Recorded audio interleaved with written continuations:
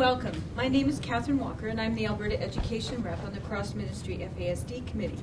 And I'm pleased to introduce this learning session today, the second in a three-part series for educators. And the topic is creating a supportive school community. So I'm very pleased to introduce two speakers. Our first is Marjorie Carter, and Marjorie also joined us in the last video session with Dr. Jackie Pye. Marjorie began her career 29 years ago, teaching primarily in Aboriginal communities in rural Alberta. This experience led her to the realization that she needed more education in order to effectively meet the needs of the students. So she returned to the University of British Columbia to complete her MED in Adolescent Issues and Interventions, including FASD. Marjorie is now employed as a teacher and administrator with Edmonton Public Schools, and she continues to work with youth at risk and with assisting teachers in understanding and programming for student differences. In addition, she and her husband have adopted 4 children, all of whom have FASD. And since this topic is building a school community, it's especially appropriate that Marjorie has asked her school administrator, Dr. Gail Briley, to join her in this presentation. All teachers know what a pivotal role that principals play in creating an inclusive school community that supports all students. So Gail has a degree in sociology, an MED in educational administration, and an educational doctorate degree in teacher education. She's been a teacher, counselor, and administrator for over 30 years. So Marjorie was saying you guys have 60 years in total between the two of you. And as a principal in Edmonton Public Schools for the last 21 years, Gail has worked with a range of students with special needs. Her focus has been on helping teachers develop classroom strategies to support students with behavioral concerns. So we have a lot of expertise today. We're going to learn a lot of different things about school communities and really get a chance to ask some questions and learn from these ladies' experience. So welcome, Gail and Marjorie. Thank you. Thank you.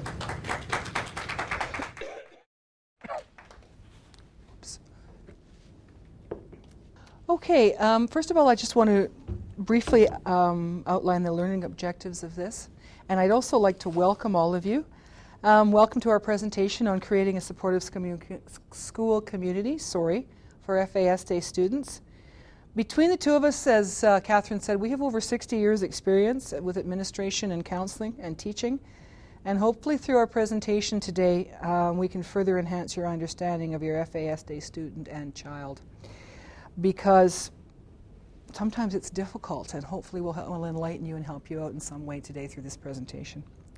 Now, the learning objectives are to learn who's part of the school community, to learn how each community member affects students with FASD, and to learn how you can contribute to building the community as a parent, a caregiver, or a school staff member. Sometimes it's hard to understand the world of an FASD child because they don't see the world through the same eyes that we do. I also want to talk about the challenges of a parent because I live this every day, so I think I have a little insight into what parents are facing when they're raising these kids. And I also want to talk about the role of schools and school personnel, and Dr. Barley is going to be helping me with that section. So first of all, what is FASD? Fetal alcohol syndrome is actually a medical term that was originated with 2 doctors in 1973. And identifies a small group of individuals presenting with various degrees of 4 key features: alcohol exposure, growth deficiency, facial features, and brain damage. This FAS is often very easy to diagnose in young children because they have some physical signs that maybe their issues are. FASD is not a medical diagnosis. Thank you. But it rather encompasses some of the physical, learning, and behavioral changes that children who have been prenatally exposed to alcohol might face. And it includes, but it's not restricted to, FAS, alcohol-related neurodevelopmental disorder, and alcohol-related birth defects. Now, in my case, my children all fall under the ARND category. They don't have the physical characteristics, and therefore were not diagnosed until they were fairly old. Underneath the spectrum, you can see the 3 categories, and I just want to talk a little bit about each category. Alcohol-related birth defects, again, present with some physical problem. There's a heart problem, skeletal problem, vision problem, hearing problems. Often you've got fine and gross motor problems. And again, they're physical, so they're usually easy to see, and they're often diagnosed early in the child's life, usually by the health nurse. You know, when the kids are coming in to get their shots, or when they're going to see their family doctor. Fetal alcohol syndrome, there has to be a disclosure by the mother that she has been drinking during pregnancy. There's usually growth deficiency. These children are often really little. There's specific facial features, and there's usually some brain damage. ARND, which is the one that I'm the most familiar with, learning difficulties, poor impulse control is huge. My youngest child, anything she wants, she believes is hers, and she will take it. It doesn't matter if you're in chapters, or at your neighbor's house, or in our home, and it's her 18-year-old sister's brand new grad gift computer. If it's in our house, it's hers, and she's going to have it. Now, for most of us who are parenting or teaching kids like this, we have a different set of rules in terms of what's ours and what belongs to other people. And so sometimes it's really, really difficult to deal with these kind of behaviors in the classroom and in the home, because it's so foreign to the way we've been brought up and the things that we've been taught. I had to do a real 180 raising these kids. I really did. And I think as a teacher, we're looking at some of the same ideas, maybe not to the same degree, but some of these same ideas. Some of the preconceived notions that you have when you're a parent or when you're a teacher are just gone. Just gone. That was very difficult for me to get my head around.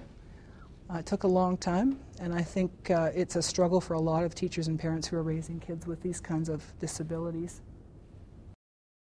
What I've done is I've taken a look at the various groups that would make up a community to support these kids in the education system, and obviously the child is the center of the system.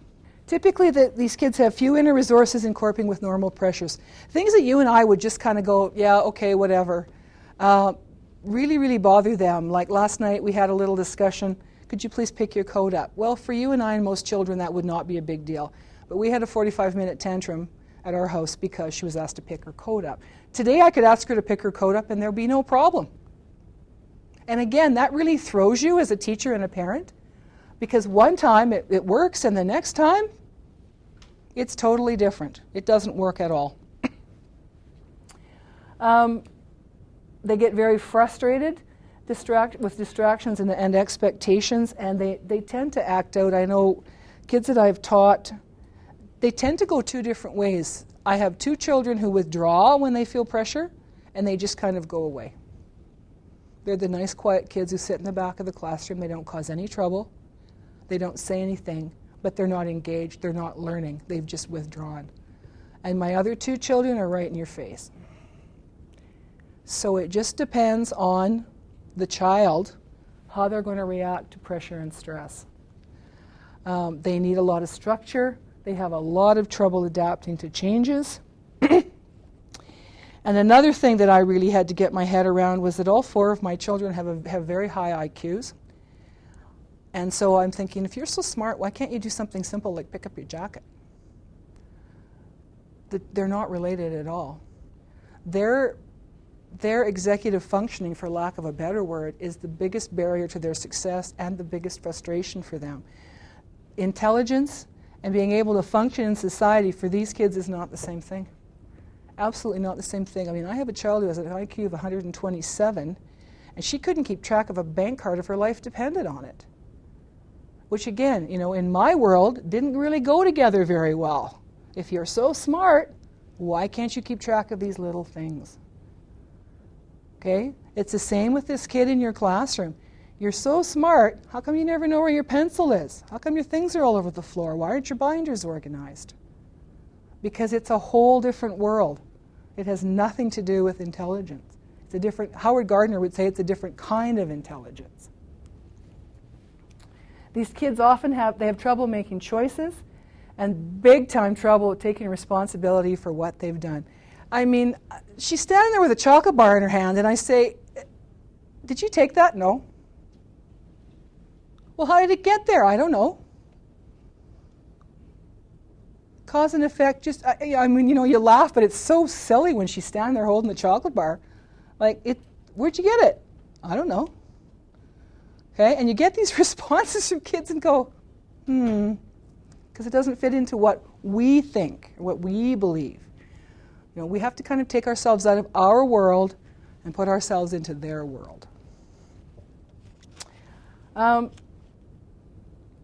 They're very rigid. They're often very black and white in their thinking, and they often have problems with the way they interpret sensory information.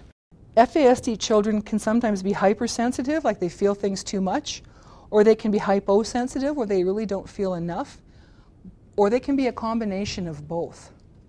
I know I've had kids who can't stand the tags in the back of shirts because it really, really irritates them.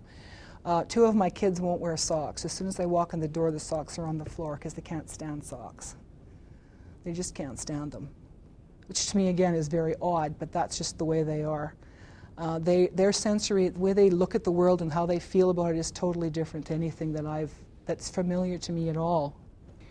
Now, there tends to be some patterns evident in most FASD children, but basically prenatal alcohol damage is unique because it depends on when during their gestation the birth mother was drinking, like what was being formed in this fetus when the birth mother was drinking, how much drinking was being done, was it every day, was there damage done every day, or was it just at certain times?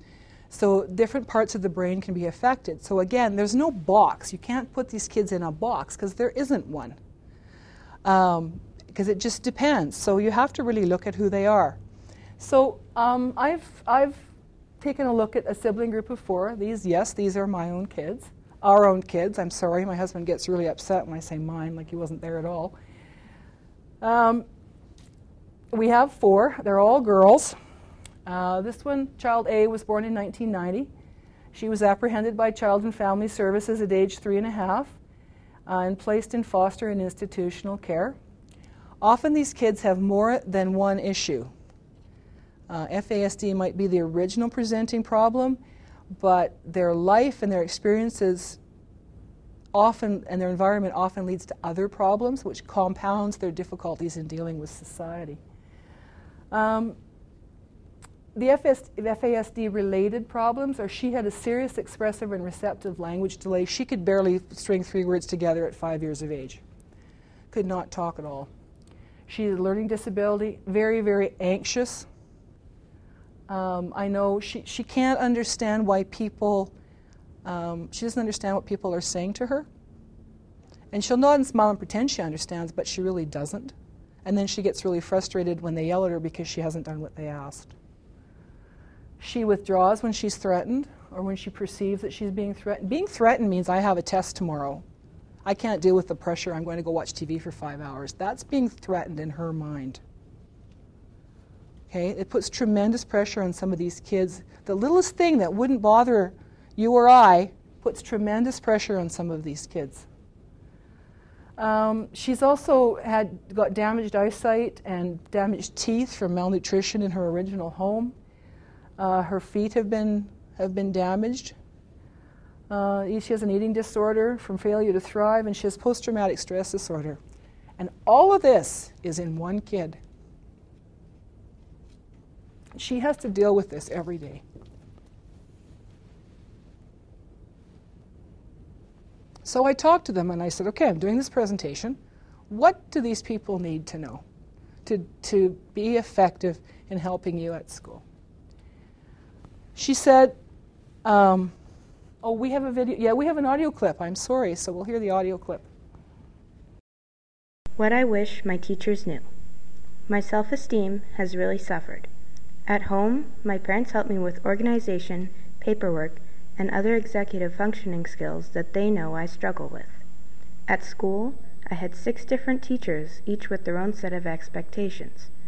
I have a learning disability. My verbal IQ is 87, and my performance IQ is 130. This means that when I'm doing things, I'm as good or better at them than most of my peers. I learn things like guitar and sign language quickly. However, reading and writing are very hard for me. I can't spell, and I don't want to spend double or triple the amount of time reading, studying, and completing assignments than my friends spend. My mom also has a learning disability, and because of it, she knew that she had to work harder than most to be successful. I am opposite. I shut down. I get very discouraged. I really don't like school. The stress on me, even with the smaller classes and the learning strategies class I took, was terrific. I would rather do hard, physical labor than attend school. However, I can't live on what I make in my current job. I have a high school diploma that I am very proud of. But now what? That's the experience of Child A. Child B. Many FASD children are not living with their birth families and have spent their lives in either multiple foster care placements or in adoptive homes. This kind of situation has often created other issues, such as reactive attachment disorder and various other things that come along with having multiple placements and not attaching. I'll talk a little bit more about that when I talk about Child D. However, my point is that these kids are all very, very different, and they are sisters. They have the same birth mother and have come through the same experiences, but you can't program for them the same way because they're so different and their needs are so different. This is Child B. Child B was born in 1992, so she's 16 years old. She was apprehended by Child and Family Services at age 1.5 and placed in foster and institutional care. She was adopted at age 3 with Child A. We don't get children in ones in our house, we get them in twos. She had behavior issues, ADHD, lots of anxiety. Anxiety seems to be a very common thread. She gets very aggressive when she perceives that she's being threatened. She's totally the opposite of Child A. She has some pretty bad scarring from not being looked after when she was little. She has a hard time with the attachment, and she disassociates. She just goes away. What I wish my teachers knew. I could read when I was 4. I taught myself because my older sister could read and I was jealous. My IQ is about 112 and I have no problem learning. I was an honor student until recently. I play the flute, piano, and speak English, Spanish, French, and Japanese. I have big dreams. I have difficulty separating reality from fantasy. I obsess on something that interests me and that occupies most of my waking time. I know that I need to work and study to do well so that I can follow my dream of becoming a registered psychologist, but I have trouble focusing. Since grade 9, I have procrastinated until late at night, then done my homework, gone to bed at midnight, and gotten up at 6:30 in the morning so I could fix my hair and makeup. My parents try to get me to go to bed earlier, but I don't. Now that the demands of school are greater, this has stopped working. I became very anxious and frustrated. I started taking out my anger on everyone in the house and had to leave. I have quit school, am no longer living at home, have gotten into trouble with the law, and, by choice, I don't speak to my parents anymore. I hope to return to the school in the near future, but at the moment I'm busy trying to support myself. Now, these two kids were adopted at the same time, came from the same birth mother, and have had the same experiences, but have turned out to be totally different human beings who need a much different set of intervention and different care. Violence in the lives of children with fetal alcohol syndrome can have significant influence on their likelihood of developing behavior, legal and living problems in later life. Children come into care often, for various reasons: failure to thrive, because they witness domestic abuse, because they're being abused themselves. A lot of times these kids have witnessed or been a part of violence somewhere in their lives, and it really impacts how they look at the world and whether or not they trust people. So then we add this on to the FASD. This is Child C. She was born in April of 1997. She was apprehended by Child and Family Services at age 14 months and placed in foster care. She was adopted at age 6 with Child D. Now, A, B, C, and D are all siblings. They all have the same birth mother. She has been diagnosed with ARND. She has behavior issues. In fact, she spent today in an in-school suspension. She's ADHD. She has lots of anxiety, and she withdraws when she thinks she's being threatened. She has a severe expressive language and articulation delay, which has really impacted her ability to read and write. She was a shaken baby. Her brain moved around in her head. She witnessed domestic violence because she visited with her birth parents until she was 4 years old. She saw her birth mother try to pull a cab driver through a partially closed window. there was lots of blood and lots of trauma for a little kid. Consequently, she has attachment issues. She does not trust adults. Adults have not looked after her, and adults have not cared for her in the way that they should. And again, all this for one little kid.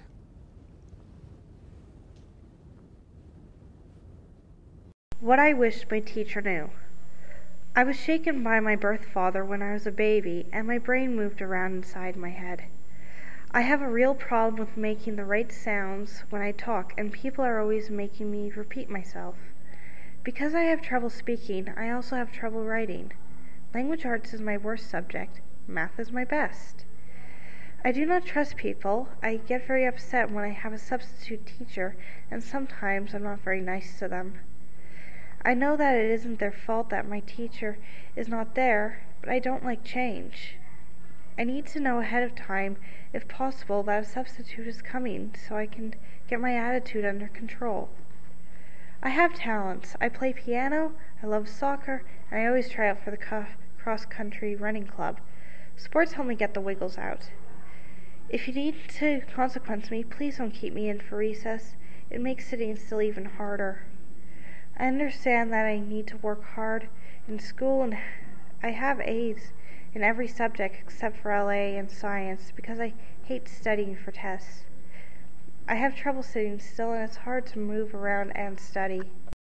FASD is considered to be a primary disability. There's a body of research that's taking part in Burlington, Ontario, by a gentleman named Barry Stanley, who's a physician, and he and a group of other physicians have gotten together and done quite a bit of research on secondary disabilities and FASD. And the conclusion that he has come to is that these children will all develop some kind of secondary mental health issue throughout their lives. All of them.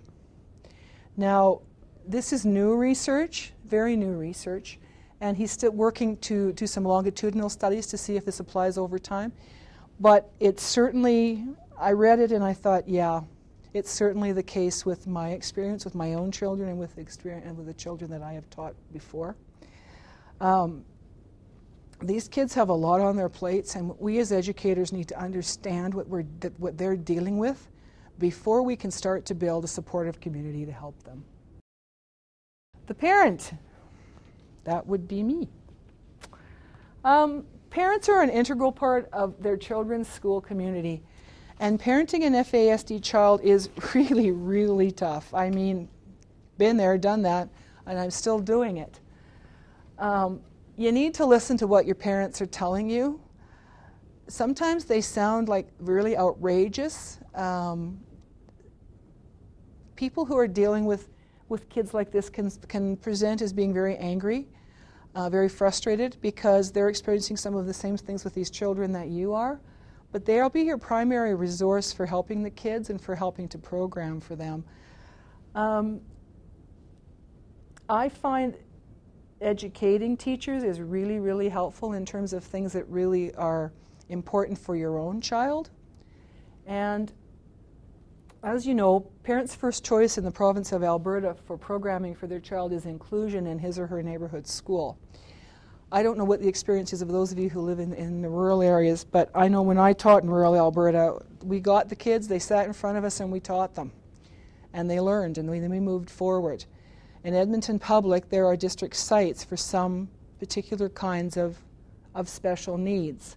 However, and some parents choose to put their children there. However, they also can choose to include them in a regular classroom in a regular school. 3 of my children have been included in regular schools. The 4th child was included in a regular school, but because her behaviors are so aberrant, her safety and the safety of her classmates was at risk. And at that point, we had to make a decision to put her into a special program. Hopefully, she will eventually graduate out of that program and be able to rejoin her peers in our neighborhood school. But at this point, it would really not be a good idea. These are very, very tough decisions that parents have to make. And we as teachers need to understand what that means to a parent to make these kind of decisions and maybe help them in that decision. Just before we go on to the school component, I'd like to share with you a selection composition that was given to us by a parent of an adopted child, formerly at our school, and this child was not diagnosed with FASD until she was in grade 9. When I first came to Oliver School, she was the first parent I met. She had called me ahead of time and came in. Her child was in grade 9 at that point and said, "We need to talk." And so we met together, and she shared this selection called Welcome to Holland by Emily Pearl Kingsley with us. I'm often asked to describe the experience of raising a child with a disability, to try to help people who have not shared that unique experience to understand it, to imagine it, to understand how it feels. It's like this. When you're going to have a baby, it's like planning a fabulous vacation to Italy. You buy a bunch of guidebooks and you make wonderful plans. The Colosseums, Michelangelo's David, the gondolas in Venice. You may learn some handy phrases in Italian. It's all very exciting. After months of eager anticipation, the day finally arrives. You pack your bags and off you go. Several hours later, the plane lands. The stewardess comes in and says, "Welcome to Holland." "Holland, you say? What do you mean, Holland? I signed up for Italy." "I'm supposed to be in Italy. All of my life I've dreamed of going to Italy." But there's been a change in flight plan. They've landed in Holland, and there you must stay. The important thing is that they haven't taken you to a disgusting, filthy place full of pestilence, famine, and disease. It's just a different place. So you must go out and buy new guidebooks, and you will know a whole group of people you never have met. It's just a different place. It's a slower pace than Italy, less flashy than Italy. But after you've been there for a while and you catch your breath and you look around and you begin to notice that Holland has windmills, and Holland has tulips, and Holland even has Rembrandts. But everyone you know is busy coming and going to Italy, and they're all bragging about what a wonderful time they've had there. And for the rest of your life, you'll say, "Yes, that's where I was supposed to go. That's what I had planned." The pain of that will never, ever go away, because the loss of that dream is a very significant loss. But if you spend your life mourning the fact that you didn't go to Italy, you may never feel free to enjoy the very special, the very lovely things about Holland.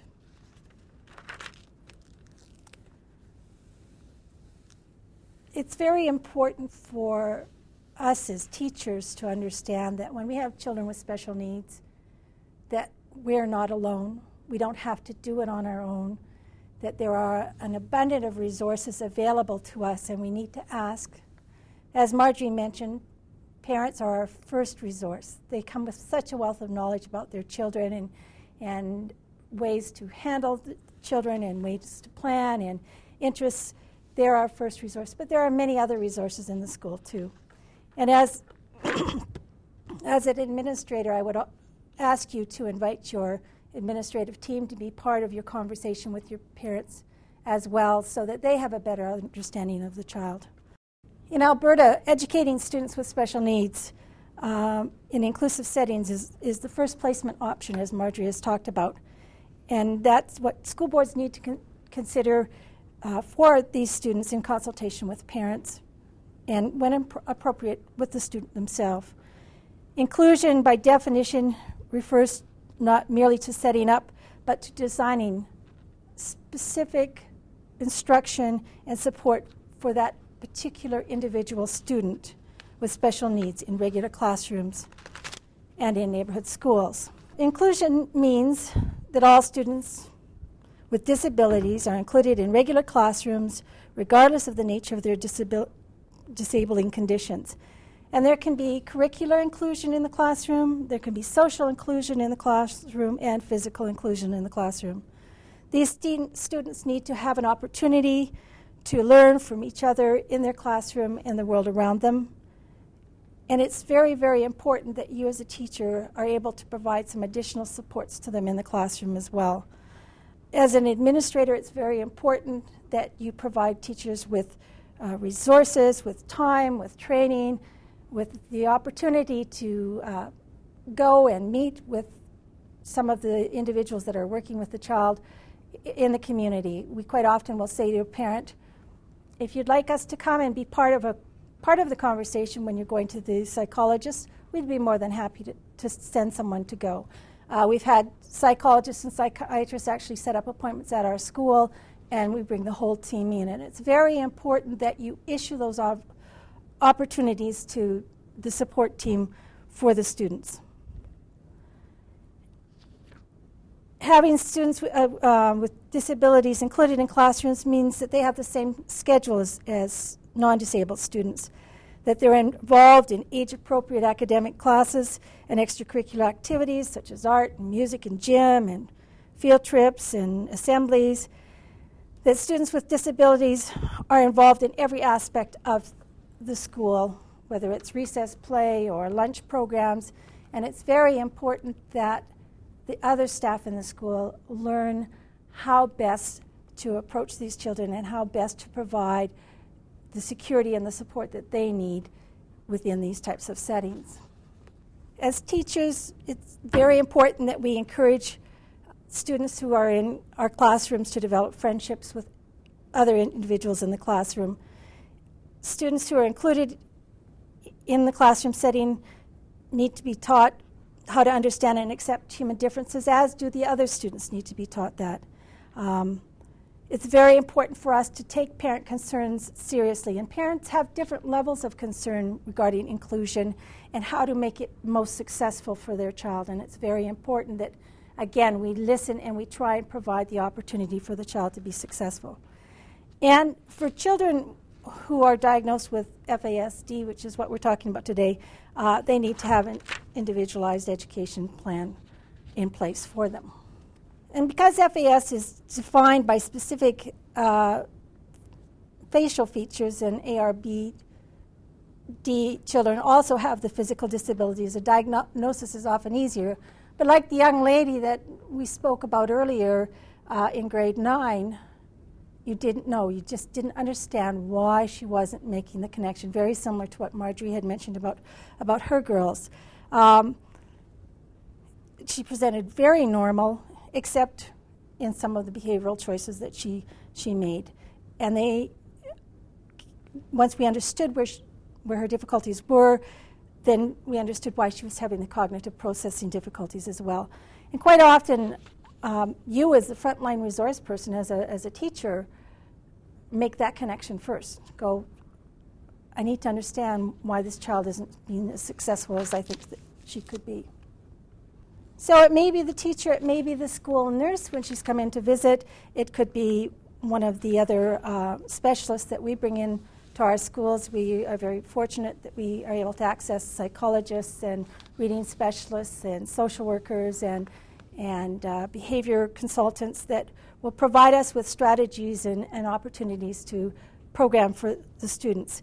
And it's very important that we meet together as a group, as a team, so that we can understand what everyone's saying. When we have students assessed, yes, we get a print copy of that report, but our interpretation might be different than the one intended by the writer. So it's very important we sit down with the parents and sit down with the specialists as a team, the teacher, the support staff workers, if they're involved, and the administrative staff, so that we could get a better sense of what it is we need to do to ensure success. So like Marjorie mentioned with her daughters, that students that present learning difficulties and cognitive processing problems need to be assessed by a team of professionals, some of which come within our school district itself, but there's also a need to go outside of our school district as well to medical professionals and have the opportunity for them to provide an assessment and feedback back to us. Again, going back, 20% of those that are affected with FASD have afflicted facial features. Only 10% will have IQs below 70. 90% will be in the normal range or the higher than average IQ range. And it makes it so important for us to sit down and have the conversation with each other and our colleagues. What's happening with these children? Why aren't they learning? and Marjorie knows more about the Vineland adaptive behavior scales than I do, but this is an adaptive scale that has been pretty consistent in giving us results as far as children with FASD. The purpose of this session is not really to give teachers strategies to help kids, but more to talk about how the community can support them. But because I'm a teacher myself, I just couldn't resist inserting some of these little things that I've found that are fairly consistent among the FASD kids that I live with and have taught, and that may help you when you're designing programs and interventions for them. It's interesting because one of my daughter's teachers said to me, I have this huge bag of tools, these tools that I use with all the kids, and they've worked really well in the 20 years I've taught. And your daughter's come along, and I'm out of tools. So, we need to continually be adding to our little toolbox as professionals and as teachers. And again, come back to the parents, go back to the specialists, look and see what their reports say will work. Almost every specialist report will have programming strategies attached to the back. I used to skip past that and go, yeah, whatever. But I don't anymore because there are a lot of really, really good things coming out of those programming strategies in those packages. Take a look and see what's already there. It's really important to match the specific strategies to that child.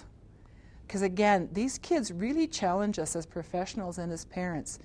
The normal cause and effect things that have always worked, like, if you get suspended from school, you might be missing your friend's birthday party, do not work with these kids. And it takes us into a whole different dimension when trying to figure out what will work to help these kids learn. Because our job as a teacher is not just to teach.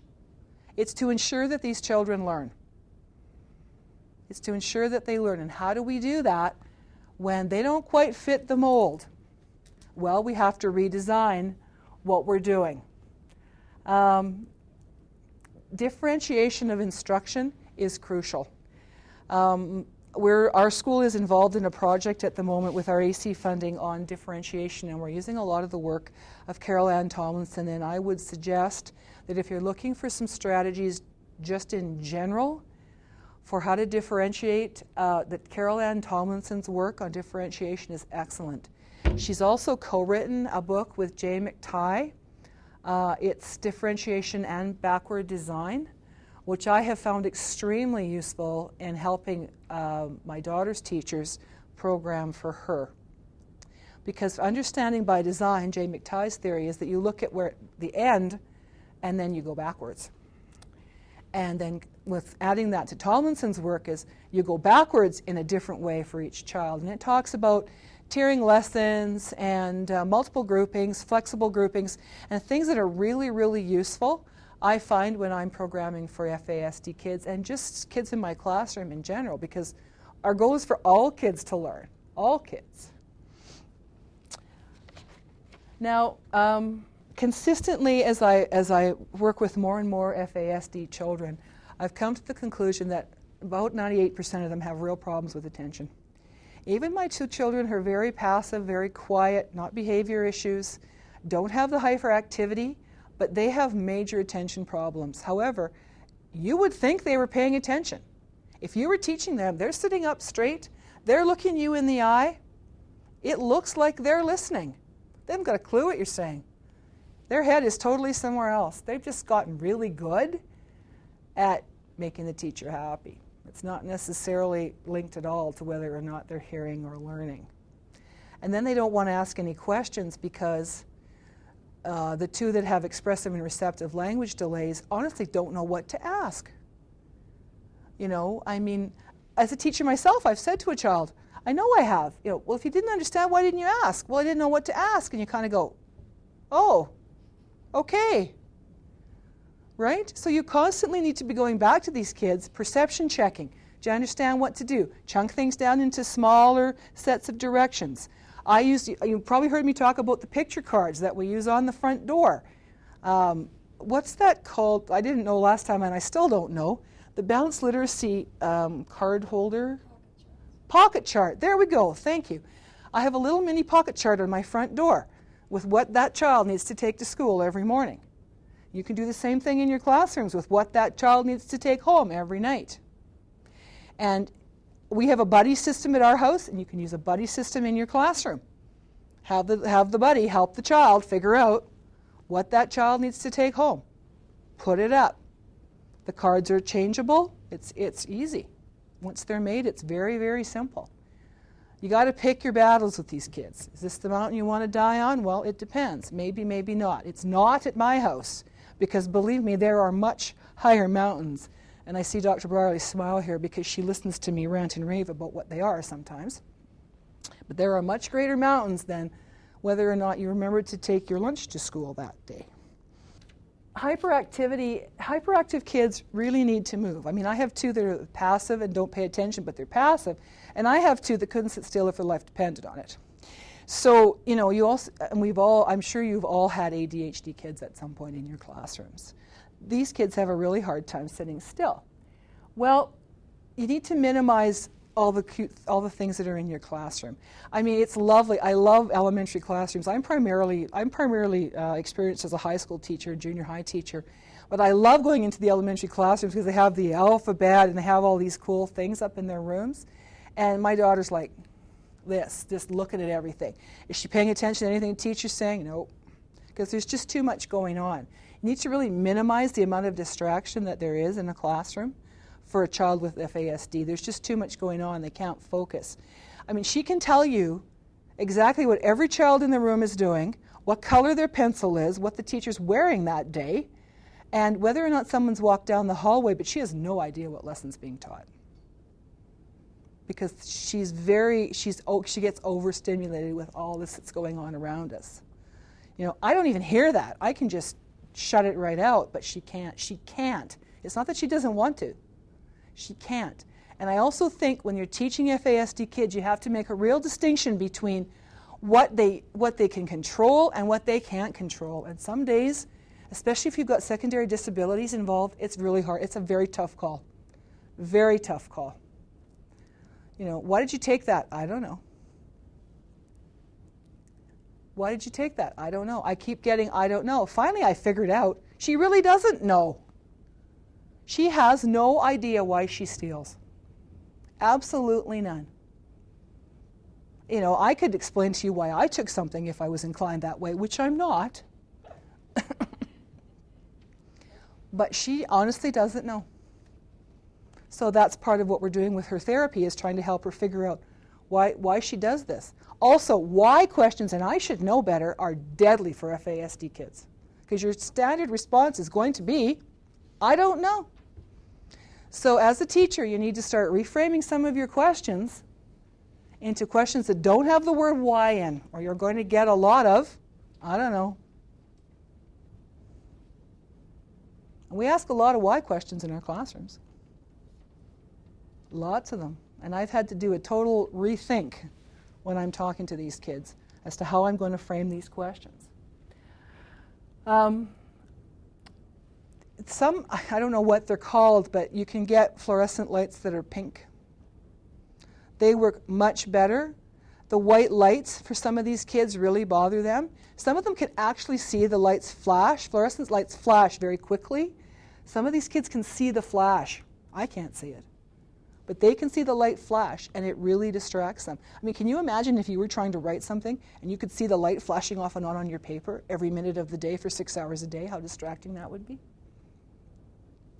It would be very, very difficult to concentrate. Their world is much, much different than the world that we live in, and we really need to get into their world to see how they see things. If you're using an FM system, the teacher's voice should at least be 10 to 12 decibels louder than the background noise level. If you're teaching near the gymnasium, that's a really bad idea. You might want to talk to your administrator about moving your classroom, because you need to be louder for these kids than whatever's going on around you. An FM system is a really good idea. I also discovered on Friday this really cool thing called a smart board. Oh, we have it right there. Well, that's how smart I am.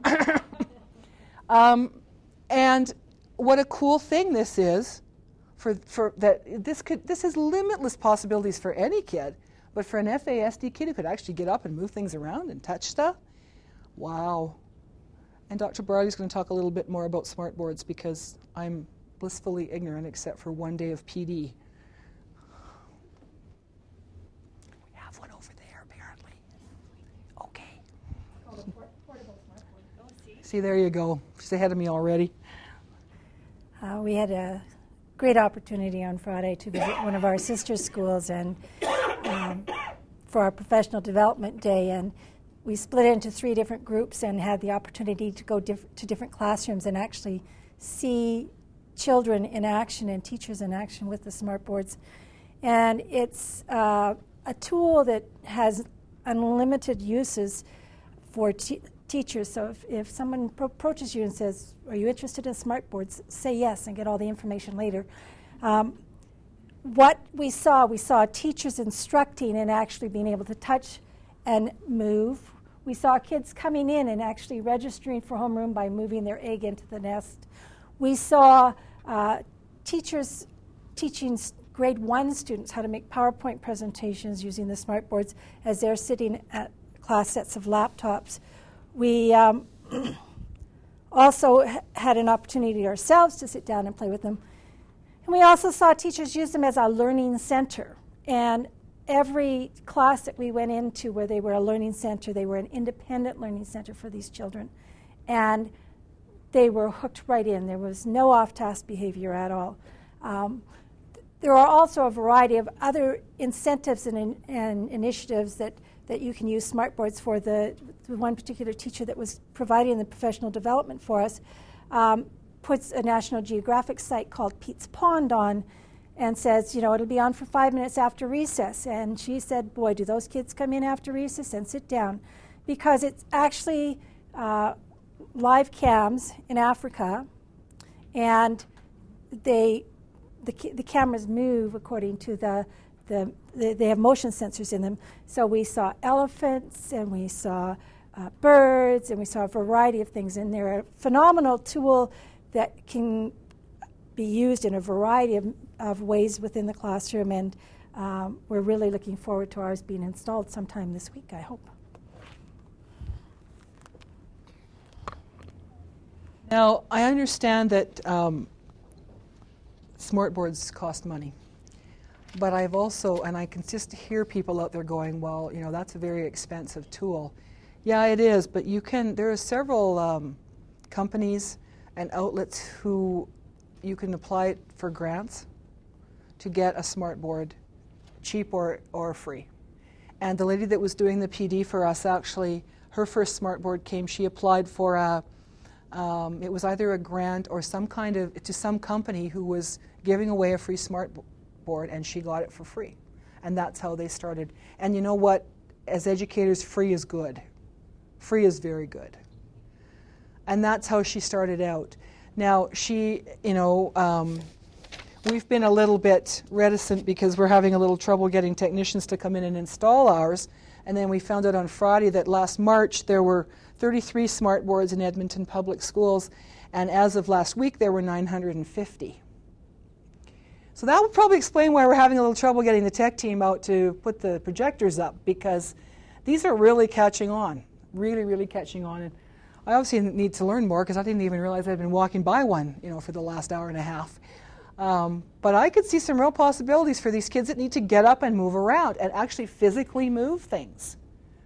So I went home and asked my husband, how does this thing work? And I got this 3-hour explanation. I'm sorry I asked. But it works really, really well. And they can physically move things around on the board. I can see that this thing has endless possibilities for a kid who needs to move to learn. Because in a traditional classroom, that's probably not going to happen very often. We also watched a little boy, the grade 3, again, because I'm a little bit fascinated with all this because I'm a Div 3-4 teacher. This little boy who knew that, how to figure out what the weather was that day and could mark it off on the calendar. And he was like, 2.5 feet tall. How to turn the smartboard on, how to find the program he wanted. How to tell, they had a little man and woman on, and he had to dress them in the appropriate winter wear for the weather that day so the students could know what they were supposed to wear out for recess. I was totally amazed. That would be a wonderful thing for an FASD child. Because I don't know what your experiences are, but One of my daughters does not feel cold. And this is apparently is not an uncommon thing with FASD children, as their sensory input is much different. She does not feel cold. She will go out in her bathing suit when it's -20 if I let her. That's a very, very scary thing. Because if I'm not watching her 24/7, that could easily happen, and we all know what the consequences would be. So for her to actually be able to see the temperature, make the link between the temperature and this person and what they need to wear, I think would be a very powerful learning experience for her, rather than me nagging her every morning to put her coat on. Because these kids need to move around. They need to see what's important. I find a lot of times with kids that are impulsive, hyperactive, they're very impulsive. Sometimes they'll say, yeah, I did it, but they don't know why. And again, part of the reason that we get the responses we do is because of the questions we ask. Make sure when you're talking to these kids that you're really asking the question that's going to get you the information that you want. I've given up saying, did you do that? No. Did you do that? No. Okay, and I've gone to, I know you did that. Let's discuss how we're going to fix the problem. And now I get the truth within the first 30 seconds. Instead of a 20-minute struggle with, no, I didn't. Yes, you did. No, I didn't. Okay? And you can easily, I see people laughing out there, you can easily get into these kind of power struggles with students in your classroom. I just go straight to, I know you did this. Now we need to talk about what happens next. Oh, you know, she tried the first couple of times, but now she just goes, yeah, okay, I did it. Which is a huge step from the hour of denial and argument I used to get. She tends to strike out verbally or physically at the least provocation, and provocation can be very little, and it can be something that you and I would not even think would upset a child, and it upsets her. And this will happen in your classroom too. I mean, you know, somebody's tapping a pencil and she totally freaks out because she hears it like it's a gong going off in her head, which is very, very upsetting for her. And instead of being appropriate and saying, could you please stop that, it's really bothering me, she totally loses it. Okay, so we need to work with this child to not be so overreactive, but we also need to try to minimize the noise in the classroom. We have students at our school who can't be in assemblies because they can't stand the clapping. They sit with their hands over their ears and just tremble. So they sit outside the door with a staff member. They can see through the door, they're still part of the assembly, but they're not right in the thick of things. Because they want to be involved, but things need to be modified for that to happen.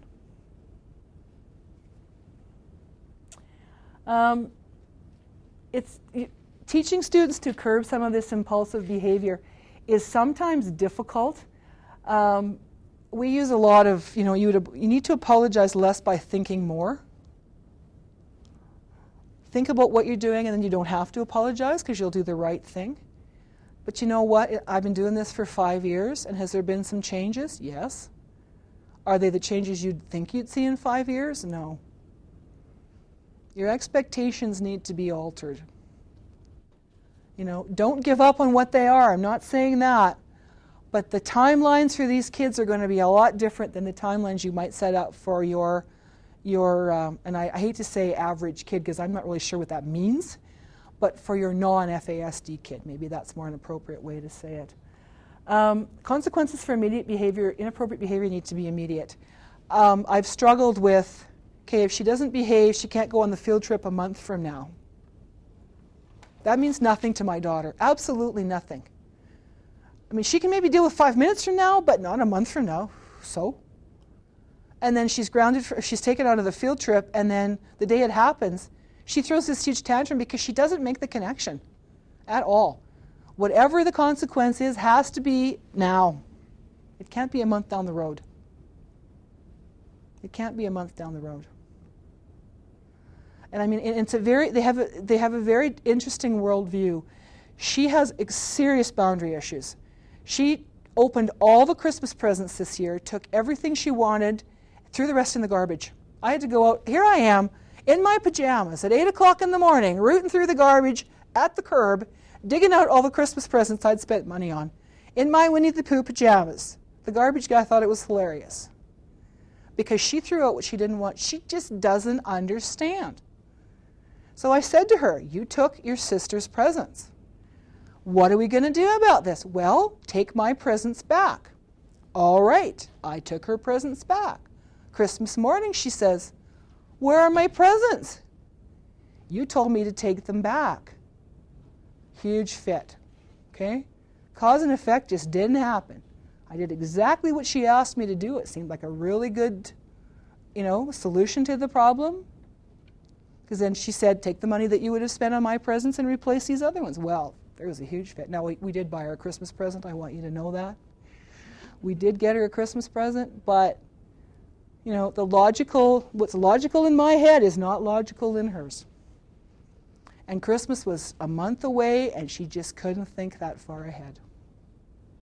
Common misinterpretations of behaviors. Non-compliance. We tend to see it as willful misconduct or attention-seeking or stubborn. And sometimes it is. You have to really know your student. But we tend to put our values and our interpretation on why kids behave in a certain way. And sometimes it's accurate, and sometimes it's just not. And I've learned that the hard way. So hopefully today, some of my experience will help you not make some of the mistakes that I have made. She's difficulty translating verbal directions into action. And sometimes she just doesn't get it. There's no connection. Like Dr. Barley was saying earlier about this student that we had that wasn't diagnosed till grade 9. She just wasn't getting it. And we just could not figure out why. Just could not figure it out until she went through this assessment process, and then it totally made sense. They make the same mistakes over and over again. They don't generalize. These kids don't generalize very well. Our youngest child started stealing cream puffs out of the freezer when she was 5, and she's moved on to laptops. She is so smart that we have an alarm on her door, and she was home from school, not feeling well.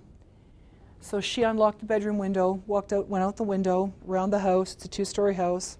Climbed in her sister's bedroom window because her sister's door is locked, took her laptop and her movies and went back to her bedroom, and because she wanted to watch movies because it wasn't fair that she was in her room.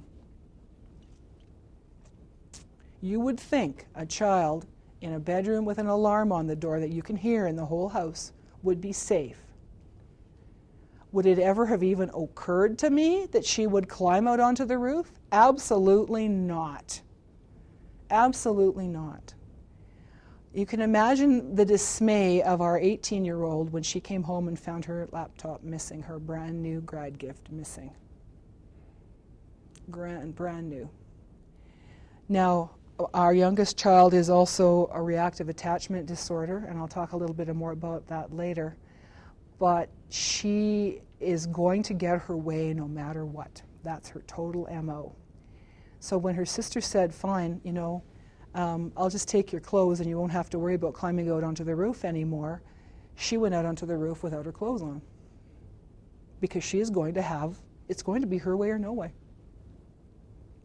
If she sees no way out, there's no holes barred. If she knows she's going to be suspended, she'll rip up the timeout room. It's her way or the highway.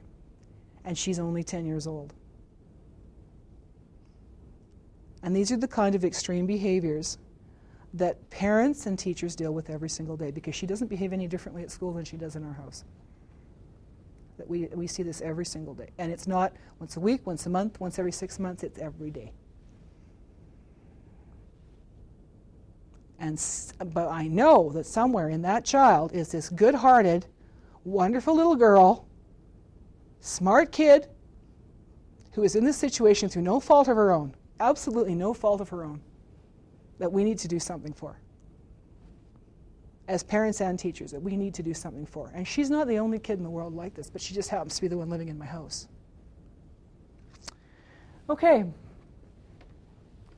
She's late. She plays soccer because sports is a really important outlet for kids that have problem paying attention and problems sitting still. So we play soccer, and getting her there on time is like, I'm going to carry her out the door in her pajamas one of these days, honestly, and she can play soccer in her pajamas and her bedroom slippers because she just doesn't get time at all. She has no concept of time, none whatsoever. The coach takes me on about once a week because I don't get her there on time. And I've learned there was a lot of pride in parenting, and there still is, but the pride has taken a little different turn. You have to be very, very strong to teach and parent these kids, because the perception of outsiders who aren't living this every day is often inaccurate and not particularly complimentary.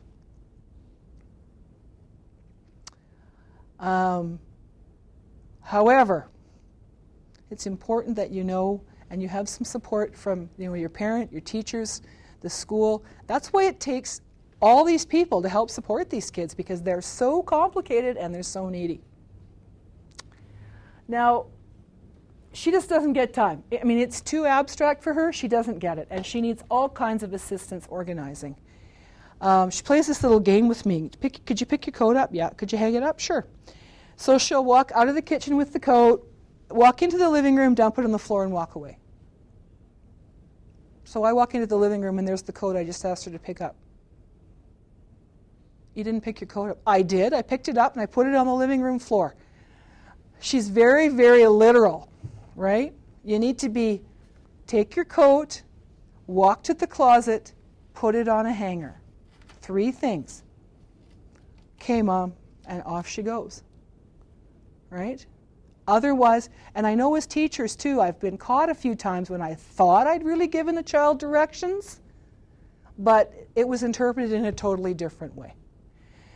When a child doesn't react the way I think they should, it's really important to take a look at what we've done or said that may have elicited that response. Okay? We have to look at ourselves all the time and how we interact with these kids all the time. Did we really ask the right question? Did we ask a why question and they don't understand? Did we give them too many directions at one time? Is something else going on in their life that's totally distracting them? Are they looking at the lights? Like, there's lots of things happening. Lots and lots of things happening with these kids. Not sitting still. Well, thanks to dear Dr. Brierly, I discovered this new thing this year. It's this, she had this thing on her desk, and I said, what is this thing? And it's a little wedge, that's the word, thank you. It's about this thick, and then it goes down, and it has like bumps on it. And I said, what in the heck is that? And she said, it's a wiggle seat. And what it does is it apparently applies these bumps. They're strategically located, and it puts pressure on a child's bottom and helps them sit still. And I thought, yeah, right. So I watched a couple of these little kids in action with these seats, and ladies and gentlemen, they really work. They really work. They really have helped some of our students who have had a hard time sitting still, sit still. And I watched one little man in grade 1 walk into Dr. Brierly's office and say, I don't need this anymore. I have stopped wiggling. Plunk it down on her desk and walk out, because he is so proud of himself that he now has some internal control. He's established some internal control and can sit still for a longer period of time. I've also found those little egg timers work brilliantly. 3-minute egg timer. Do you think you could work on this for 3 minutes? Yeah, because it's something tangible. It's there. It's not an abstract concept anymore if they can see the sand running down. And it's worked brilliantly at my house and with some of my students. And then you just, build the time up a little bit as time goes by. I've even used egg timers with my grade 9s who have trouble focusing. Oftentimes we get grade 9s who are ADHD, and they just can't sit still, and they're extremely frustrated because they've gotten to that point and they still can't sit still. So I've tried the egg timer with them as well, and it's worked really, really well. And they kind of like having that little thing on their desk because nobody else has it. It's kind of cool to be the only one. Kids who have sensory difficulties often cannot sit still. It's not really their choice, they just can't. And I have one of those at home. She just cannot sit still. A road trip with her is really interesting. It's amazing how much you can wiggle and still have a seatbelt on. Poor social judgment, poor parenting. Us parents, we really get it in the neck, I'll tell you. Haven't you taught that kid to say please and thank you? Yeah, I've only said it about 1,000,000 times. You know, it's not necessarily a reflection of poor parenting. It can be, but it's not. Don't go there first, because that would really be disrespectful of the parent. Willful misconduct, or that the child has been abused. Our daughter will tell people that we abuse her. She's very attention-seeking, and she'll tell people that we abuse her, and we warn them ahead of time that this is coming, so that when she says it, they all go, yeah, okay. And she doesn't do it again because she didn't get the reaction she wants. She wants a reaction. But remember, she has some fairly significant secondary disabilities as well. I mean, for a kid to go out on the roof with no clothes on at -20 in the middle of the city of Edmonton is fairly extreme. But she's going to have her way. It's her way or the highway. I've had FASD kids who have been overly physical. I don't have any living with me. Sometimes it's misinterpreted as willful misconduct, and sometimes it is willful misconduct. Again, you have to make that judgment call as to whether or not the child really understands what they're doing. Also, these kids are at very, very different developmental spots. So you might have a child who's 10 years old who can be very, very mature, and then 30 seconds later is acting like a 3-year-old. Or you have to make a call between, is this an egocentric behavior because they really don't understand because it's all about them, like a 2 or 3-year-old would be, or is it selfish in that they really do understand and they've made that decision anyway? This is very, very complicated. I have to make these decisions about my own children every day because you've got these developmental delays and these developmental gaps, and they come and go so quickly, they catch us off guard sometimes. She can be 20 and then be 3 in about 35 seconds. And me, being over 50, I don't always adjust that quickly. Cause and effect thinking.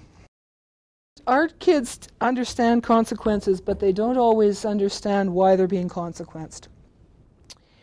And for the youngest one, she sees the consequence as a challenge. My oldest daughter said, she looks at life as a huge game of truth or dare where she always picks dare. And I thought that was such an astute comment for an 18-year-old and such a truth about the 10-year-old. A consequence to her means escalate. It means it's my way or the highway. If I'm going to be consequenced anyway, then there's no holes barred. And I'm sure you've seen some of this in your classrooms as well. No holes barred. They don't generalize very well from one setting to another. And this whole fair thing, I think that's her favorite word. It's not fair. But it's not fair in her world. It has nothing to do what society sees as fair. Nothing. Absolutely nothing. And I'm trying to think of an example where she was giving me the it's not fair. She was grounded from TV because she stole and ate her grandmother's birthday gift. Which I'm actually getting fairly used to, but this is getting a bit expensive, and there needs to be a consequence for stealing. So when I talked to her, what do you think would be a reasonable consequence? Well, how about no TV? I said, okay, no TV. Next day, I said, no TV for 2 weeks. I wrote it on the calendar. The calendar is a lifesaver at our house. She goes to the calendar. She needs a lot of structure. So, okay, you're grounded from here. This is the day you get TV again. Well, okay, you get it? Yeah, I get it. Next day, can I watch TV? No. Why not? Because you're grounded for stealing. That's not fair. And as a parent, you're standing there going, what? We talked about this. But her world is not our world. And with her, there's some manipulation going on, too. She's trying to get around me. So you need to understand what's manipulation from your students and from your children, and what's, I really don't get it. And boy, that's a tough line sometimes. It's a very, very tough line. Find out how the child thinks. Observation has worked really well for me. Assessments, interest inventories if they're older, checklists to assess their interests, their strengths, their areas for growth, and talk to the parents. The parents know these kids better than anybody else. You got to pick what mountain you're going to die on. You really do. And in our house, safety is the mountain that I'm going to die on. They don't understand things like, if you run out in front of a car, you're going to get hit. If you're out on the road, you're going to get hit by a car. Well, I ran out on the road this morning and I didn't get hit by a car. Because you know what, ladies and gentlemen, 25 times out of 26 times they won't get hit by a car. But that 26th time, they may never be able to run out onto the road again. But in their world, because it didn't happen, you're lying. It's another adult trying to control me. Another adult trying to control me. Which is it's a 180-degree paradigm shift from what we've been taught and what we're used to thinking. Okay? They need a lot of supervision. Everything in our house is locked. All the food cupboards are locked. The bedroom doors are locked. We moved very quickly from she's 10, she should know better, to we really need to support this child and help her make better choices. And we do that by locking up things that we know would be appealing to her. Because when you teach the same lesson, don't steal, over and over and over and over and over again, and it's still happening, then you've got to think that maybe it's in some way it's impulsive and somewhat beyond her control. And it makes life a little more difficult at our house when you have to have a key to open up everything. It's like being at work. You have to have a key for everything. You have to have a key to get milk. But that's a reality in our home because we need to help her make better choices. And that's how we frame it. We are supporting you and helping you make better choices. Not we're locking things up so you can't have them. Because that sends a very strong message to a child who's already been deprived at some point in their lives. This is another adult depriving me, especially of food, because she'll look at it as, you're taking food from me. It's the very black and white thinking, just like I said before. Totally black and white thinking. Pick the mountain you're going to die on. Work on modifying one behavior at a time. Right at the moment, we're working on personal hygiene. That's the mountain I'm dying on right at the moment. Personal hygiene. The rest of them are there, but that's the one I'm working on because I find that sometimes, and maybe in your classroom, it's putting your things in order. We've had to strip her room of everything except what she absolutely has to have. And it's the same at school. She has a bin, one of those little Tupperware bins. All her stuff goes in the bin. The teacher hands her the one thing or the one pencil or the one whatever it is she needs to do what she needs to do at that particular moment. It's a bit labor-intensive for the teacher, but in the long run it saves time because you don't have this. It looked like a bomb went off in her desk. There's stuff all over the place. She can't manage her things. It's not she doesn't want to. She loves all her stuff, but she just can't manage it. It's just too much. So we've taken everything out of her room except, well, the furniture obviously needs to be there. But, you know, there's a few books, and we're gradually introducing things back as she can deal with them. And it's the same thing that's happening at school. If you can find a strategy at school and at home that's the same strategy, different setting, but the same strategy, and you're using the same language, it's really a lot easier for the kids. And that's, again, why Gail and I both say you've got to talk to these parents because they know what's going on in their homes, and they'll be a big help to you. Talk to the child face to face. My daughter will only look you in the eye, directly in the eye, if she's lying. And it took me a long time to figure that out. It's totally the opposite of what I'm used to. Normally the child that's telling me the truth is looking me in the eye, and the one that's not is trying to avoid eye contact with me. Nope. She'll look everywhere in the room if she's telling the truth, but if she's lying, she looks me right in the eye. It's not the world that we see, not at all. I have a page of faces. She doesn't read social cues very well. She doesn't understand what other people are feeling. She can tell you her primary emotion is anger, and she can sure tell you that. But she cannot tell what other people are feeling. So I have this page of faces that I show her. Okay, match my face to this. And it's got the words underneath because she can read like a trooper. There's no problem. I mean, she's got about a grade 9.5 reading level in grade 5. She can read really well. So, oh, that's this. Okay, look at this. You have to make those connections for these kids. They don't get it. When there's a problem on the playground and so is upset because you've called them a bad name, look at their face. Yeah, they don't see anything. It's just so-and-so's face. I use my little pictures, and it really helps her make that connection. This is how this person feels. Do you remember feeling angry, or do you remember feeling, And I'm the mom, so I can usually come up with an example of when I know she felt that way because I saw it happen. And that helps them make the connections as to how other people feel of the way they behave. The classroom teacher is the one that the child spends the most time with. It's often the homeroom teacher. And they become the case manager in developing a collaborative plan and programming to meet the needs of the student. This would be an IPP, and I know all of you are aware of an IPP, but this is where the whole community comes together to plan and support this child.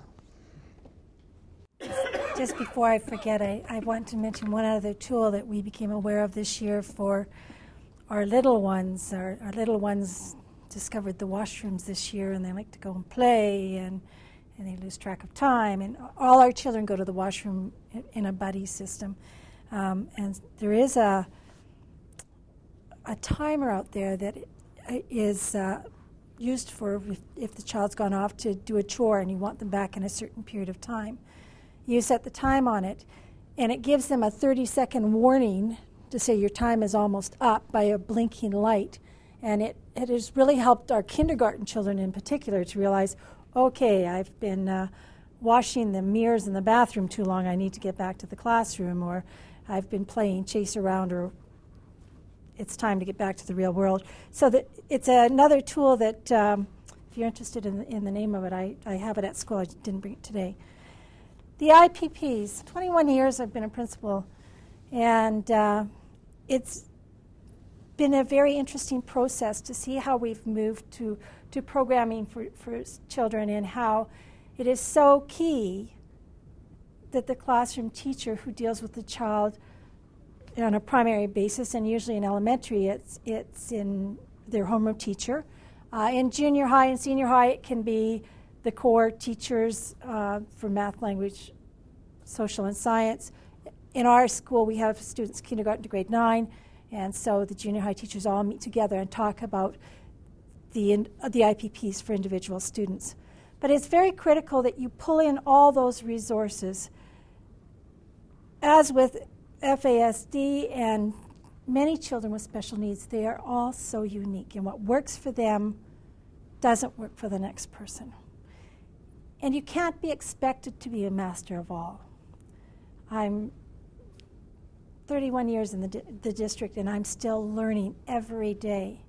And quite often Marjorie and I will tag team when we're trying to deal with student issues, because sometimes I ask questions the wrong way and the child doesn't understand, or I didn't ask them in a way that would facilitate them sharing the information that they needed to share with me, and vice versa. And it has really brought a nice balance to have that other person to sound off with too. So when you're designing IPPs for children, having the input from other people and being part of a collaborative team is really, really important.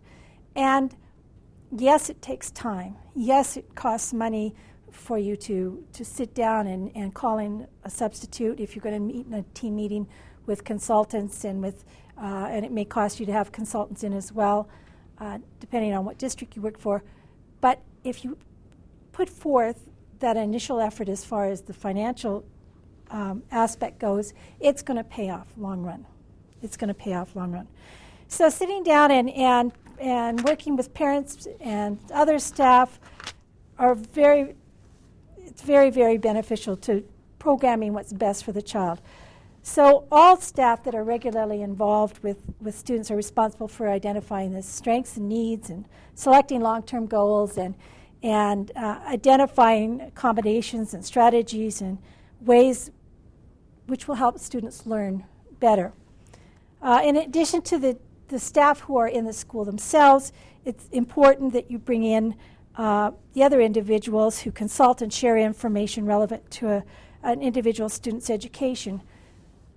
And sometimes it's very important for parents to bring an advocate in with them because it's a very emotional time.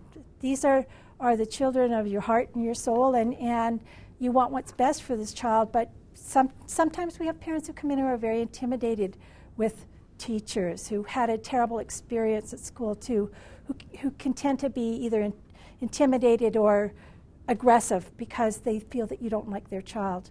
And encouraging people to write down information before they come in, to bring an advocate or a friend along that could help is always a really great thing to do. As well as including those people who are doing assessments and specialists, such as consultants or psychologists and psychiatrists. They play an invaluable role. And one of our most helpful resources at our school is the amazing social worker that we have. And he comes in and he knows different community links that we can link into for resources, for support within the school, as well as for families. And I hadn't done that in some of my previous schools, and I'm so glad that I have the opportunity to bring him in to consult with us. I left Child D till the end because she's the youngest and the one I've been talking about. She was apprehended by Child and Family Services at age 2 months and placed in foster care. She spent 5 years in the same foster home. They were her family. And then we came along and in her mind took her away from them. We are the bad people. We took her away from the people who promised to love her and keep her for the rest of her life. She has been diagnosed with alcohol-related neurodevelopmental disorder. She has major, as you've just heard, behavior issues. She's ADHD and she's obsessive-compulsive. She has high anxiety. She's extremely aggressive when threat is perceived. We're starting to see some physical aggression, but up until now it's mostly been, she's verbally and emotionally abusive. She makes grown people cry. She had, past tense, and a severe receptive and expressive language delay. When we were first approached, because our 4 of our girls have the same birth mother, but the birth mother had 2 children come into care in Alberta and then left Alberta and moved to British Columbia, and the 2 younger children were apprehended in British Columbia.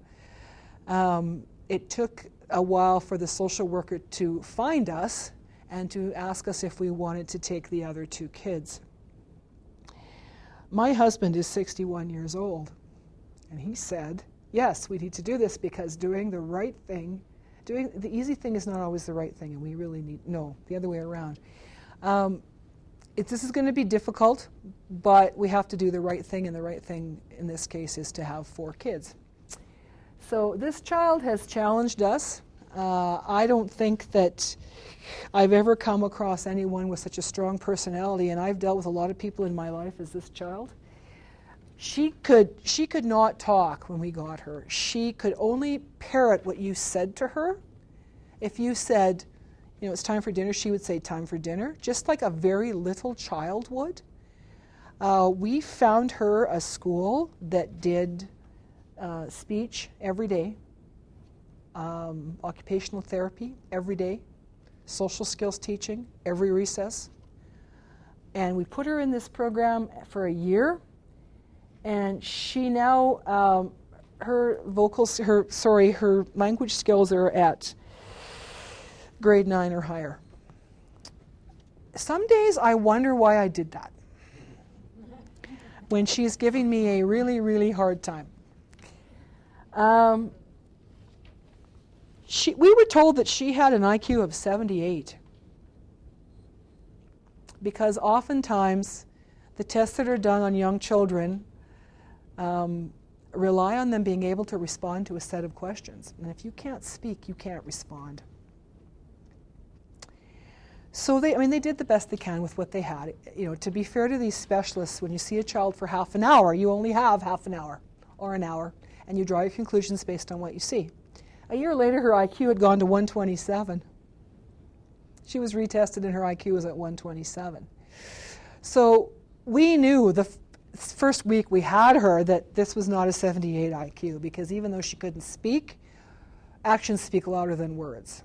And she could find those cream puffs in the freezer with no problem at all. So here we have a very bright child with all kinds of issues. And then you add reactive attachment disorder, which is a disorder where the Mayo Clinic lists it as a rare but serious mental disorder. And I thought, sure, but you know what? They're bang on. It might be rare, but it is certainly serious. She believes that adults lie.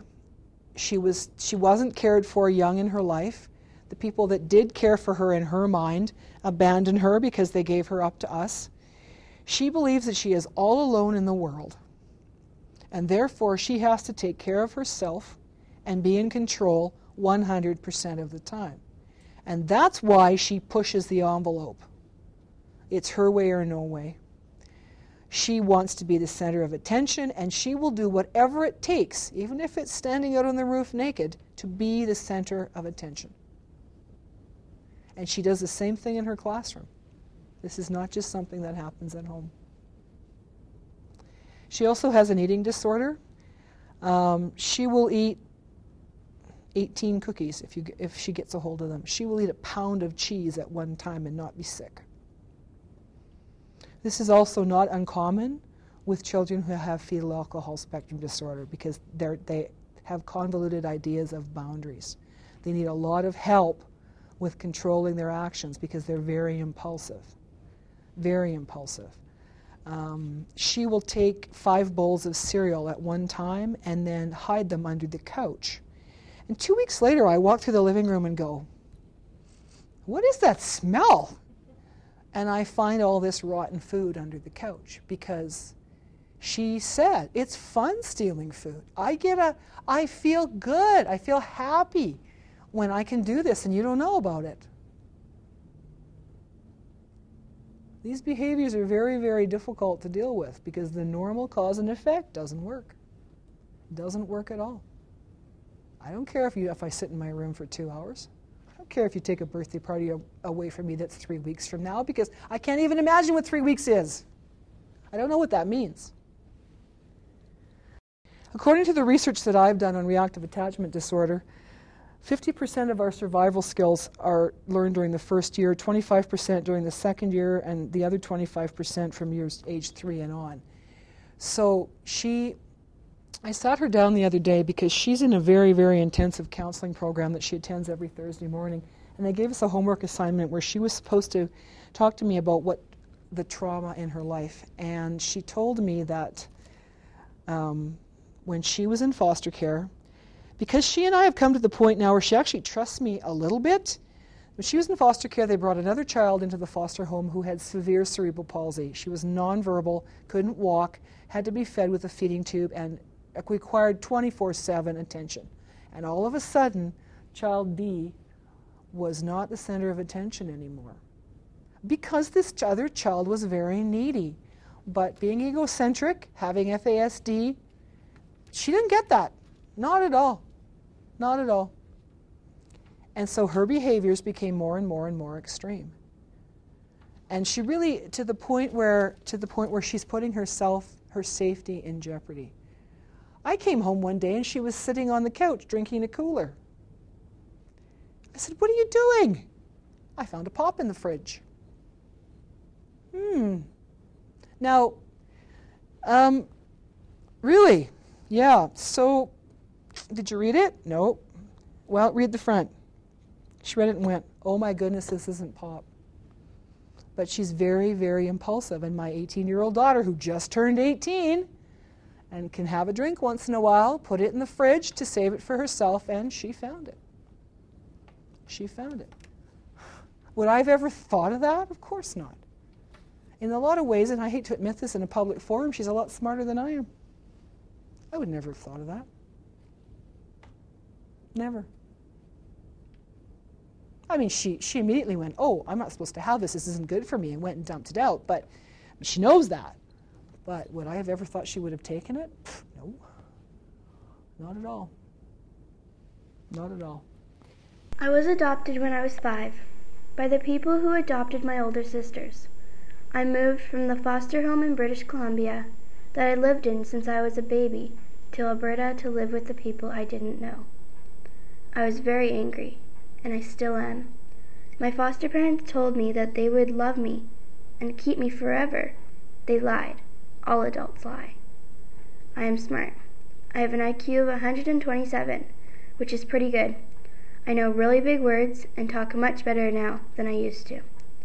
When I was little, I had a really hard time talking, and I would get mad because no one understood me. I'm better now with talking and writing, but I have a hard time with math. My mom and my teachers have worked a lot with me, and I am better, but I still don't like math. I steal food every day. I used to steal food and then eat it, but now I steal it. Eat some of it, hide the rest until later, or stash it if I think I'm going to get caught. I even open gifts that I know are for other people who I care about, like my Oma, and eat the food out of them, and then I feel really bad. But I can't stop. I get lots of food, but stealing is fun. My psychiatrist says that I have a mental illness called reactive attachment disorder, because I have lived in too many homes and don't trust adults. The counselors are trying to help me, but it could take years before I get this figured out. I'm always in trouble. I also get kicked out of school a lot. Being fair is very important to me, and when I think that teachers or kids are not being fair, I get very upset. Then I say and do things I shouldn't do. I feel bad afterwards, but once I get going, it's like I can't stop. Being told that there will be consequences for what I'm doing or being restrained while I'm really mad does not help. It just makes me angrier. I wish that teachers would help me stop before it gets to this point, and I wish that I was better at minding my own business. The reason I left Child D till the last is because I wanted to emphasize the point that these children they don't fit in a box. They're all very, very different. Most of them have issues beyond FASD as a result of it or as a result of their environment, but they all want to be with other kids. They all want to learn. They all want to do the best they can for themselves. I was presented a page of research the last time when I presented with Dr. Pai by a member in the audience. It was a developmental chart that a gentleman who's done a lot of research on FASD has come up with. And it talks mainly about the limitations of children with FASD. And although I understand that research is really important and that we need to pay attention to it, I think we need to look at their promise, not their limitations. Just a recap of the learning objectives. We talked about who's part of the school community, how people in the school community can affect students with FASD, and a little bit about how you can contribute to building that community as a parent, a caregiver, and or a school staff member. These are basically the people that we talked about as community members to support children with FASD. The child, and I've spent a lot of time talking about the child because I live with these children every day, and I think I have a somewhat unique look at what their lives are like. I'm very lucky because I'm on both sides. I'm a teacher and a parent. So, I think it gives me some insight into what these kids deal with every single day. Are they difficult? You bet. Do they challenge us? They certainly do. They certainly do. But we need to really be mindful of their potential. we need to remember that there's nice things about Holland as well as Italy. Parents are integral in success for these children. You know, I don't think I've ever met a parent that held a newborn baby in their arms and said, I'm going to mess this kid up as much as I can in the next 18 years. Those people don't exist. They want the best for these children. And as Dr. Brierly said, some of them have unfinished business with schools themselves, and they may appear to be somewhat aggressive or somewhat uncertain. Make it comfortable for them. Have them bring in an advocate. Talk to them. Build a relationship. Relationships are paramount with the kids and the parents in helping these kids be successful. This is going to be a team effort. There's no doubt. Administration are crucial. Support staff are crucial. We have two of the most amazing people who work in our office that help us support our students. Because if someone gets hurt on the playground, or if somebody needs to talk to their mom, or somebody's sick, or somebody's got an issue, they're often the first people that these kids see. And the ladies that are in our office are absolutely amazing at assessing. It's like a triage unit almost, at assessing what's going on, calming kids down, calling the right people, putting supports in place in 35 seconds to help the situation. They're amazing people. Our office staff, our other staff members, the OTs, the physical therapists, we access as many resources as we can through eShip to support the kids in the school, the special needs kids in the school. eShip, and of course the name varies depending on where you are, but in Edmonton, eShip offers us all kinds of services for students, and we really use their services quite often. The SLPs, our school social worker is amazing. And I'd just like to reiterate that the school social worker works for Edmonton Public Schools. He does not work for child welfare. So parents they need to understand that when he comes in to talk to them. He has access to outside agencies, as Gail said, supports. He also works emergency at one of the hospitals at times, so he has access to all kinds of things that may be really helpful to families who need some support and teachers who need some support with kids in their classes. The school nurse is often the person that first realizes that these kids have issues when they're young. It's often the school nurse. Our psychologist and psychiatrists can be really, really helpful too. If you're invited to a case conference, I would strongly suggest that you petition your administration to allow you to go, because I learned tons attending those case conferences, both in the school and off-site. So I hope this session has given you a new understanding of the importance of a school community. And it's a collaborative team effort to support students with FASD, and no one teacher or no one administrator or no one parent can do that alone. So thank you, Marjorie, for sharing your experience as both a teacher and a parent. And thank you to your children for telling us what they wish teachers knew, and to hear it in their own voices and words was especially moving. And thank you, Gail, for sharing your perspective as a school administrator and your commitment to really listening to parents and to creating an inclusive learning environment is really an important lesson for us all. So I invite you to email these ladies with any questions. You'll see that email in a few minutes. You can do that directly.